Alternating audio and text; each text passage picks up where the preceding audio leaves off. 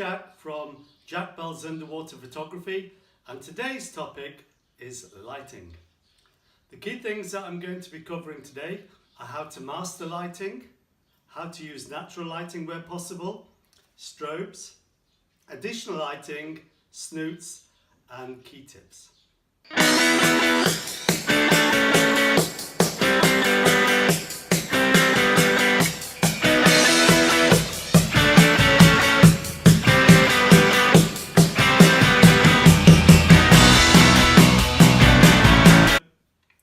Hi. Lighting is key to good photos underwater.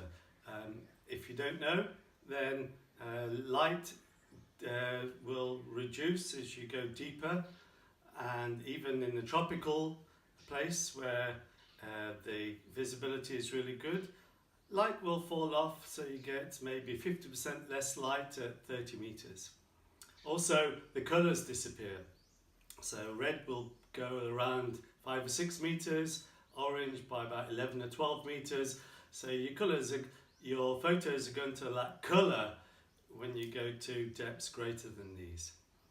So the key thing about lighting is you need to be able to put those colors back in and make your photos more vibrant.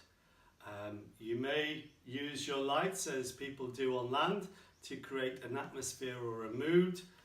And also creative lighting effects, maybe putting a torch behind the subject or other similar sorts of tricks can give you quite a nice effect to improve your photos. So I'm going to show you a few photos now. So first of all, natural lighting. If you don't make adjustments, then your photos are going to be quite flat. As you can see in this example, it lacks colour, everything looks blue. So adjusting your settings, maybe opening up your aperture, slowing down your shutter speed, increasing your ISO, will help you to use the natural light available. Now this normally works better for wide angle photography rather than macro. And also you really need to be quite shallow. So if you're going to be taking photos around 5 or 6 meters, then you can put some of the colors back in by making these adjustments. Also, you can adjust your white balance underwater. So if you know how to set your white balance, maybe you just need a card or something white, and then you can set the white balance in your camera, and then that can put back some of the colors that you lose underwater. However, this approach has limited benefits, and your photos may still look flat compared to the situations where you use a strobe, particularly for macro photography. One of the key things is how many strobes do you want to use. So maybe you're traveling light, so you only want to use one strobe. So normally you put the strobe on the left hand side, so you can click the shutter easily with your right. 2 photos gives you a little bit more flexibility. So if you're only using the one photo, then maybe you have a subject that's lined up for you, so you can light the subject with one strobe, or you're going to have to place the light above the strobe, above the subject like this, so you can get an even light.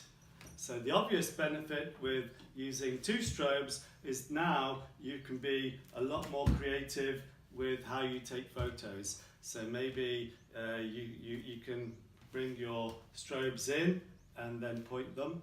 So if you look at the lighting diagram, you want to kiss your subjects with the light beams. But there might be situations where you want to have asymmetric lighting. So maybe you put one of your strobes out like this and one of your strobes here.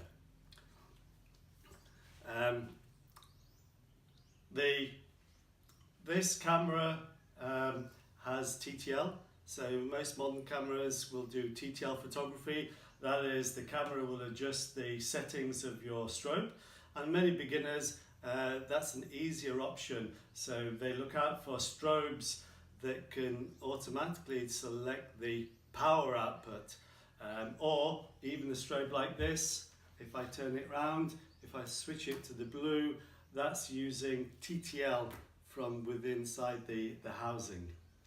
A TTL can make simplify the photography process initially, so you, the photographer, can concentrate on things like composition, or changing and moving the focus of your onto your subject. However, it's also more limiting because the lighting underwater is more difficult than on land, so it's going to limit your photos. And also, maybe the standard will be slightly too bright or slightly too dark for what you want. So you can correct that in, later on the computer in post-processing, but it'll save you some time or a lot of time, or maybe even you can't fix some of the problems that you obtain by using TTL.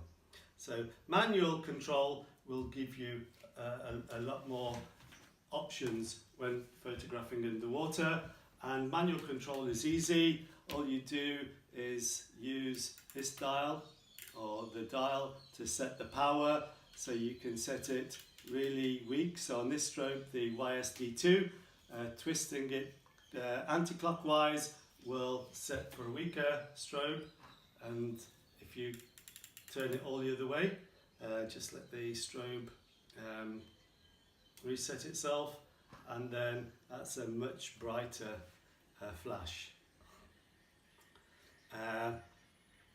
So my preference now is always to use manual and to use weaker strobes. So sometimes I will adjust the ISO as well, so I use less strobe power, so I stress the strobe. It's particularly important if I'm trying to get a perfect shot and something's moving slightly, so maybe I'll take more photos of the subject under those situations. Another disadvantage of TTL, not just over the control of the power of your lighting, it also will increase the cost. So the TTL converter in here is another few $100, $500 or $600 or maybe more. So that will include the increase the cost of your system. And for me, the biggest disadvantage, it could well damage your strobes.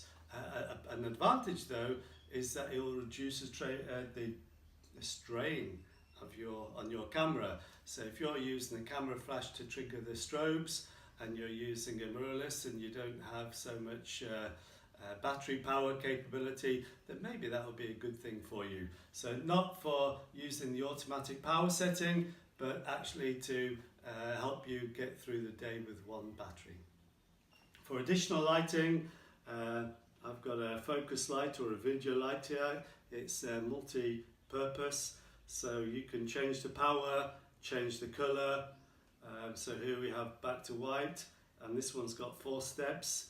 And now we go to red, and it'll go 4 steps red.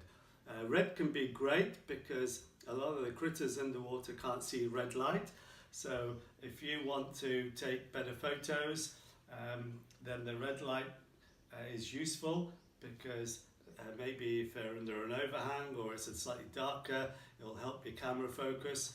For me, the big plus of having any focus light is that I can actually see where the focus is more easily through the viewfinder. So that's the big benefit of having a focus light. But this particular light is not just a focus light. I can also use it for video as well, if I want to take video. If you're going to take a lot of video underwater, then you need to consider the power of your focus light and choose something suitable, because underwater the light falls off very quickly, and if you want to take good videos with plenty of colour and you're not shallow to take advantage of natural light, then you're going to need very powerful video lights, and maybe even more than are shown here. Maybe you're going to have assistants carrying additional lights for you.